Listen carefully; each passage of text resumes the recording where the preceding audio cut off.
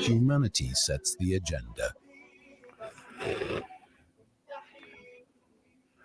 The time is just gone 8:28 a.m. And just to remind you that in the next few minutes, in about 10 minutes' time, we will be linking up with the Reverend Frank Chikani, who has returned from his recent trip to Palestine. But we are still staying with service delivery issues. And we're also going across now to Lenasia, where there are major issues, there are major challenges with regard to service delivery. We see the degeneration of Lenasia, people talking about it. We're joined by none other than Ashraf Patel this morning. Ashraf, assalamu alaikum wa rahmatullahi wa barakatuh. Walaikum salam wa rahmatullahi wa barakatuh, Brother Inayat, and Jummah Mubarak to you and listener. Jummah Mubarak to you as well, Ashraf. And I know you and I can go on talking for hours and hours, but we have got issues, obviously, with regard to service delivery. You raised this issue with me. I've seen your WhatsApp messages, and obviously demanding that the powers that be, those that are responsible, those that are to be held accountable, need to come to the party. Just a general overview on social delivery and also service delivery, the crises that is unfolding at this point in time in Lenasia. Well, Brother Inayat, I would say in most of the areas or townships in Johannesburg, South, and across Gauteng, I think it's symptomatic of the broader crisis of a lack of service delivery across. And of course, Region G, where let's say Lenasia and Annandale and Vlakfontein are, these are far-flung areas that are spatially isolated. And over the years, they have been neglected by the governments, successive governments in city councils and provincial governments. So the systemic crisis gets worse when we reach inflation, when there is high petrol prices, food prices, unemployment. And all of these are converging together, and it's a phenomena that many economists are calling stagflation. Stagflation meaning there's no resources by the state to invest in infrastructure like South Africa and other parts of the world. And then you have inflation, so citizens are demanding the basics, are not affording. And stagflation is setting in because our government has chosen a IMF policy that has said you got to privatize public services. So this is the crisis that's hitting home now in our community. Well, certainly, and this is the reason why you raise this issue. And we're talking about accountability. And earlier on, we spoke to Ismail van Wyk out of Rivoli as well. And there is this don't care attitude, and people just don't want to be held accountable, Ashraf. Yes, let me give you an example. We have this Gauteng government, which is the ANC government. It talks about delivery to the people. It is spending R1 billion a year subsidizing the Gautrain. Now, the Gautrain is an elite transport project, and it's only used 20% of the time capacity.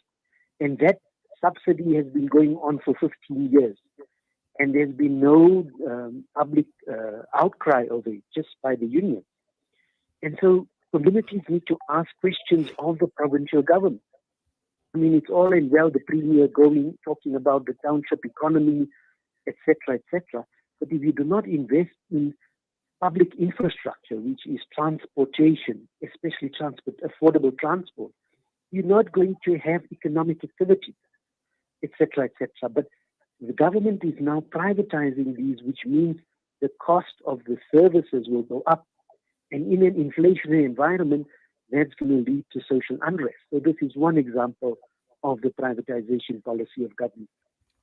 Well, certainly. And also, I think when one looks at it, not only in a local context, but also on a global context, because at the end of the day, when we look at uh, the reliance on institutions like the IMF, and when we look at bailout conditions and how this actually destroys service delivery and state capacity, we've seen it right across the entire world, where once we have or we place reliance on IMFs and the likes of the World Bank, they come up with conditions and we've seen disastrous impact. We've seen the disastrous consequences in many countries around Africa that had excellent education services, excellent health services, and how those have degenerated, Ashraf. Absolutely. This is the ideology of the IMF. And our government is only one of the few in the world that took the bailout package during COVID. There was 500 billion rand over 2 years in COVID that went up in smoke. Most of the PPE corruptions, etc. And today, this government got no money to subsidize the fuel increases. It's got no money to invest in infrastructure. And I can tell you, we are heading towards what some economists is calling the Sri Lanka model, where Sri Lanka is in a total meltdown. It cannot afford to pay for its fuel and its interest on debt, and therefore people are on the streets. And this is a plausible scenario because we have such high unemployment. So we are in the head of many storms, and we don't have a government that's committed to the social agenda, sadly. Well, certainly, and also, Ashraf, I think the other critical issue is looking at governments generally, looking at even our government in particular, who think that taking these loans and bailouts is the answer, and it is clear that this is not working at all. Definitely, Inayat. Let's just look at ComA.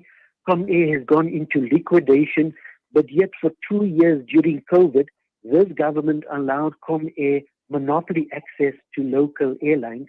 They made monopoly profits over 2 years. Where is their profits? They didn't invest it back in the system. It was repatriated because ComA is owned by British Airways. And yet at the same time, this government has defunded SAA. And so that is an IMF conditionality. So the governments must act in interest of foreign multinationals and not local enterprises. And this is what this government has been doing for the last several years. Today, a ticket to Cape Town or Durban is 4,500 rand. The prices have been jacked up. What are the implications of it? Many people will then use roads. And during the holidays, the roads will be overloaded. It will lead to more accidents, etc., etc. So you can see the ripple effect of the policies of this government is an absolute disaster for ordinary citizens. And we are in the middle of many storms, and it's going to get worse if it continues this path. Well, Ashraf, we are going to be having a detailed discussion hopefully on Wednesday, and we are looking at a panel to look at this very issue that you have mentioned, and hopefully we will be able to get you on as part of that panel, inshallah, on Wednesday evening, because we want to get a whole host of players, and we need to obviously unpack a lot more. Unfortunately, we can't do it on a fast-paced drive time show, but I'm sure we will do a lot more on a Wednesday night, inshallah, once that show is finalized and confirmed. But for now, we thank you. Jazakallah. Have yourself a wonderful Jummah, Ashraf. Assalamu alaikum wa rahmatullahi wa barakatuh. Wa alaikum salam, Inayat. Keep up the good work and have a great Jummah. Ashraf Patel joining us this morning. We're going to go for a break. We come back. We'll be joined by the Reverend Frank Chikani.